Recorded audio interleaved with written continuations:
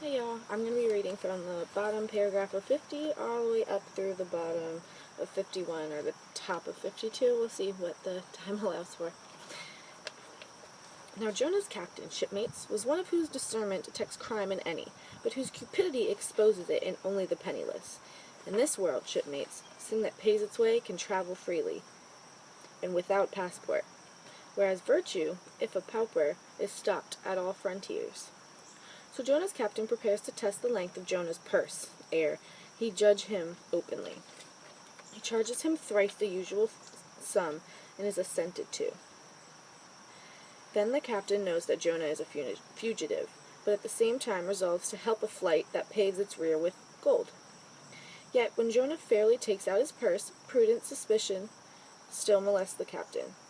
He wrings out every coin to find a counterfeit. "Not a forger, anyway," he mutters, and Jonah is put down for passage. "Point out my stateroom, sir," says Jonah now. "I'm travel-weary. I need sleep." "Thou lookest like it," says the captain. "There's thy room." Jonah enters and would lock the door, but the lock contains no key. Hearing him foolishly fumbling there, the captain laughs lowly to himself, and mutters something about the doors of convict's cell never being allowed to lock within. The dressed and dusty as he is, Jonah throws himself into the berth and finds the little stateroom ceiling almost resting on his forehead.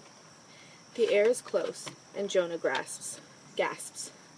Then, in that contracted hole, sunk to, beneath the ship's waterline, Jonah feels the hurtling presentiment of that stifling hour, when the whale shall hold him in the smallest of his bowels wards. Screwed at its axis against the side, a swinging lamp slightly oscillates in Jonah's room. The ship, heeling over towards the wharf with the weight of the last bales received. The lamp, flame and all, though in slight motion, still maintains a permanent obliquity with reference to the room, though, in truth, infallibly straight itself, it but made obvious the false, lying levels among which it hung. The lamp alarms and frightens Jonah, as lying in its berth, tormented the eye roll around the place, and thus far successful fugitive finds no refuge for his restless glance. But that contradiction in the lamp more and more appalls him. The floor, the ceiling, and the side are all awry. "Oh, my conscience hangs in me," he groans, "straight upward, so it burns, but the chambers of my soul are in all crookedness." Like one who after a night of drunken revelry hies to his bed, still reeling, but with conscience yet pricking him, as the plungings of Roman racehorse, but so much the more strike his steel tags into him, as one whose miserable plight still turns and turns in giddish anguish, praying God for annihilation until the fit be past. And at last, amid the whirl of woe he feels, a deep stupor steals over him, as over the man who bleeds to death, for conscious is the wound, and there is not to staunch it. So, after sore wrestling in his berth, Jonah's prodigy of ponderousness, misery, drags him drowning down to sleep. And now the tide has come. The ship casts off her cables, and from the deserted wharf, the uncheered ship for Tarshish, all Canarying, glides to sea. That ship, my friends, was the first of recorded smugglers. The contraband was Jonah.